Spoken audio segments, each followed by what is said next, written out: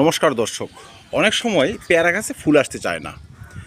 যদি আপনাদের কোনো গাছে ফুল না এসে থাকে, সেই গাছ যদি ম্যাচুরিটি আসে, মোটামুটি বয়স 2 বছর 1.5 বছর হয়ে যায় বা 3 বছর হয়ে যায়, সেক্ষেত্রে শাখার ছাঁটাই করবেন। যেমন ধরুন এই যে শাখাটা, প্রধান শাখাটা, এটা যদি আপনার এখান থেকে কাট করে দেন, তাহলে এই সাইড থেকে যে শাখাগুলো বেরোচ্ছে, এই সমস্ত শাখা কিন্তু ফুল থাকবে। এবং এই শাখাটি দেখুন, এই যে ফুল, ঠিক আছে, ফুল থাকবেই। আমি আমার প্রতিটা গাছের শাখা ছাঁটাই করেছি, তাই প্রতিটা গাছে ঠিকমতো ফুল এসেছে। আরেকটি হচ্ছে, যখন প্রধান শাখা থেকে একটি সাব ব্রাঞ্চ বেরোবে, সেটি পাতা গুনবেন 1 2 3 4 5 6 পাতা। 6 পাতার পর কাট করে দেবেন। 6 পাতার পর যদি আপনি ফুল না পান, কাট করে দিলে পরে এই সাইড থেকে কিন্তু ছোট ছোট শাখা বেরোবে, সেই সমস্ত শাখার মাথায় ফুল থাকবে। এটা কিন্তু পেয়ারার ফলনকে বাড়িয়ে নেওয়ার একটি খুব সহজ এবং সোজা পদ্ধতি। আর 2 নম্বর হচ্ছে, আপনাকে কিছু খাবার দিতে হবে, কিছু ওষুধ স্প্রে করতে হবে। তো চলুন সেসব স্টেপ বাই স্টেপ দেখে নিই। কিছু কিছু খাবার রয়েছে যেগুলো ফুল এবং ফল আসতে সহায়তা করে। এর মধ্যে একটি হচ্ছে পটাশিয়াম। আপনাকে গাছে পটাশিয়াম স্প্রে করতে হবে। আপনি 005234 যে পটাশিয়াম রয়েছে, বা 0050, সেগুলো 1 লিটার জলে 2 গ্রাম 3 গ্রাম গুলে গাছে স্প্রে করে দেবেন। 10 দিনের ব্যবধানে 2 থেকে 3 বার দেখবেন ফুল আসার প্রবণতা বেড়ে যাচ্ছে। 2 নম্বর হচ্ছে, আপনাকে বোরন এবং জিঙ্ক জাতীয় খাদ্য গাছে স্প্রে করতে হবে। আপনি প্রথমে বোরন স্প্রে করবেন, তার 2-4 দিন পর জিঙ্ক স্প্রে করবেন, বা জিঙ্ক মাটিতে দিয়ে দেবেন। এবার যখন আপনি পটাশিয়াম স্প্রে করবেন, সেই সঙ্গে আপনি বোরন মিশিয়ে স্প্রে করতে পারেন।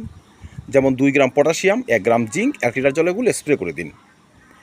তার 1 দিন বা 2 দিন পর মাত্র 1 থেকে 1.5 গ্রাম জিঙ্ক বা 2 গ্রাম জিঙ্ক 1.5 লিটার জলে গুলে মাটিতে দিয়ে দিন।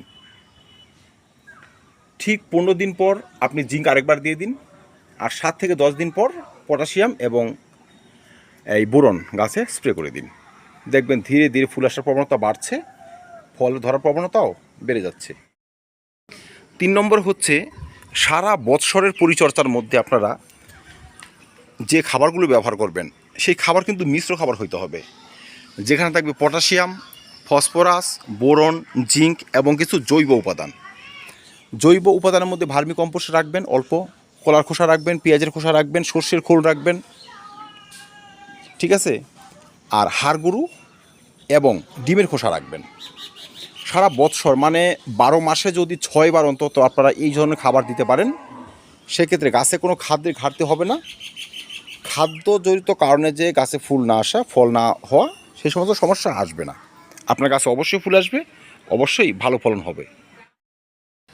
সর্বশেষে হচ্ছে, ফুল আসার আগে, মানে যে সময়ে গাছে ফুল আসে তার ঠিক 15 দিন আগে বা 1 মাস আগে আপনাকে ভালো মানের পিজিআর গাছে স্প্রে করতে হবে। যে সকল পিজিআর ভালো কাজ করে, এর মধ্যে একটি হচ্ছে মিরাকুলান, বুস্টার 2, ফ্লোরা। তো দর্শক, মিরাকুলান বা বুস্টার 2 যদি আপনারা স্প্রে করেন, মিরাকুলান হলে 1.5 ml 1 লিটার জলে গুলে গাছে স্প্রে করে দিন। বুস্টার 2 হলে 1 ফোঁটা 1 লিটার জলে গুলে গাছে স্প্রে করে দিন। 1 সপ্তাহ বা 10 থেকে 12 দিনের ব্যবধানে 2 থেকে 3 বার গাছে স্প্রে করে দিন। আপনার কাছে ফুল আসবেই। এখন চলছে গ্রীষ্মকাল। গ্রীষ্মকালে কিন্তু পেয়ারা গাছে ফুল আসে। যেমন আমার এই গাছটিতে ফুল আসছে, এই দেখুন, এই যে ফুল আসতেছে এবং যথেষ্ট পরিমাণে ফল রয়েছে, যেগুলো মোটামুটি 1-1.5 মাস আগে এসেছিল, মানে বৈশাখের প্রথম দিকে এসেছিল। যাই হোক, তো এখন যদি আপনি এই যত্নগুলো করেন, এখনও যদি আপনি এই পরিচর্যাগুলো করেন ঠিক মতো, মিরাকুলান বা বুস্টার 2 বা ভালো পিজিআর স্প্রে করেন, সেক্ষেত্রে কিন্তু আপনার কাছে এখনও ফুল আসবে। কারণ বর্ষাকালীন যে ফলটি দেওয়া, সেই ফল দেওয়ার সময় কিন্তু এখন রয়েছে। তো আপনারা অনায়াসে মিরাকুলান বা বুস্টার 2 স্প্রে করুন, দেখবেন এই বছর আপনার কাছে ফুল আসবে এবং ভালো পরিমাণে ফলন অবশ্যই হবে। আমার এই গাছটি 2 বছর, 2.5 বছর একটি গাছ, প্রচুর পরিমাণে কিন্তু ফলন রয়েছে এবং ফুল আসছে। তো যে যত্ন করে আমি সাকসেস, আমি সেটাই শেয়ার করলাম। আপনারা অবশ্যই অ্যাপ্লাই করবেন। ভিডিওর শেষে একটি টিপস দিব। এখন যেহেতু বর্ষাকাল রানিং প্রায়, আমাদের দিকে বেশ বৃষ্টি হচ্ছে, গ্রীষ্মকাল হলেও খাতায় কলমে বর্ষা রানিং, ঠিক আছে? এখন প্যারার টবে যেন এক্সেস জল জমতে না পারে, সেই দিকটা লক্ষ্য রাখবেন। ড্রেনেজ সিস্টেম ভালো করবেন। টবে যদি এখন জল জমে যায়, সেক্ষেত্রে পাতা পুড়ে যাবে, শিকড়ে পচন দেখা যাবে, গাছে ছত্রাক সংক্রমণ হবে, ফল ঝরে যাবে, ফুল ঝরে যাবে। তাই যেন জল জমতে না পারে সেই ব্যবস্থা করবেন। আর এই বর্ষার মধ্যে অন্তত পক্ষে 2 বার টাটা ব্লাইটক্স গুলে মাটিতে ব্যবহার করে দেবেন। এতে শিকড় সুস্থ থাকবে, ছত্রাক সংক্রমণ হবে না, যে ফুলগুলো বেরোবে সেগুলো সুস্থ থাকবে, ভালো পরিমাণে ফলন হবে। তো ধন্যবাদ দর্শক। পেয়ারা চাষ সম্বন্ধিত আরও ভিডিও চ্যানেল রয়েছে, সেসব দেখে নেবেন, চাষবাসটা একদম ইজি হয়ে যাবে। তো ধন্যবাদ, ভালো থাকবেন, সুস্থ থাকবেন, আর চ্যানেলটা অবশ্যই সাবস্ক্রাইব করে নেবেন।